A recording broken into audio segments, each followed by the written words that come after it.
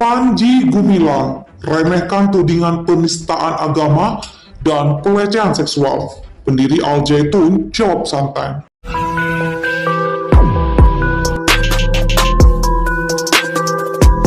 Interpretasi aneh ya tentang ajaran Islam, sebaiknya ya mengikuti Islam mainstream saja, jadi tidak perlu ada hal-hal yang nyeleneh ya, karena itu bisa dianggap sebagai pengembangan dari aliran sesat.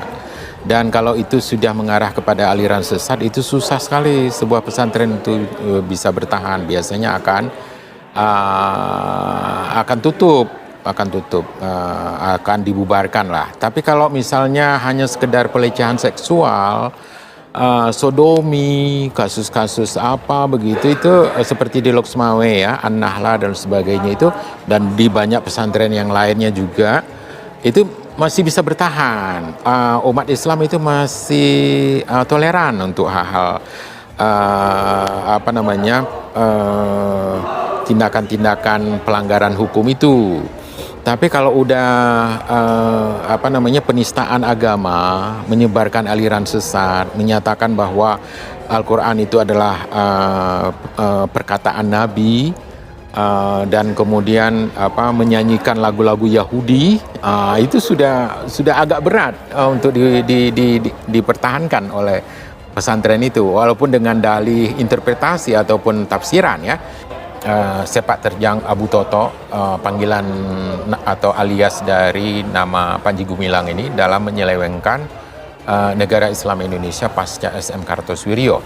Karena pasca SM Kartosuwiryo, negara DI ataupun gerakan DI ataupun negara Islam Indonesia ini terpecah dalam beberapa faksi. Dan banyak di antara faksinya itu adalah faksi-faksi yang didirikan oleh mereka-mereka yang pernah membuat ikrar untuk setia kepada Pancasila dan Manipol Usdek dulu.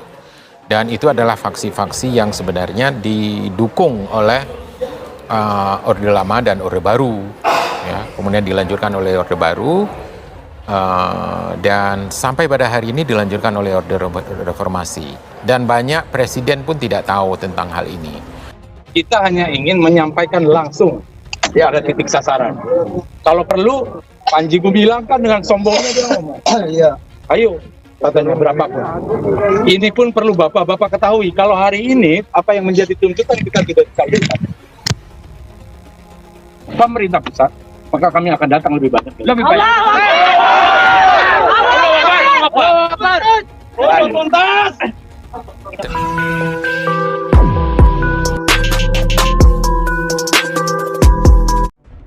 Sosok Panji Gumilang menjadi sorotan pasca acara pesantren Al Zaitun dianggap sesat. Bahkan ada yang meminta agar pesantren Al Zaitun segera ditutup. Pada podcast dengan Andi F. Noya, pendiri pesantren Al Zaitun, Panji Gumilang membantah telah menistakan agama. Dirinya bahkan mengklaim tak pernah juga menista agama lain.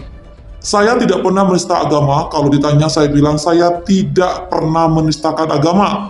Apalagi itu agama saya, apalagi lain saya tidak pernah saya menistakan, ucapnya. Andi F. Noya lantas menanyakan apakah Panji Gumilang siap bila akan dipanggil oleh kepolisian. Dirinya kemudian menyatakan tidak gentar. Panji Gumilang juga membantah kabar pelecehan seksual yang diduga dilakukan.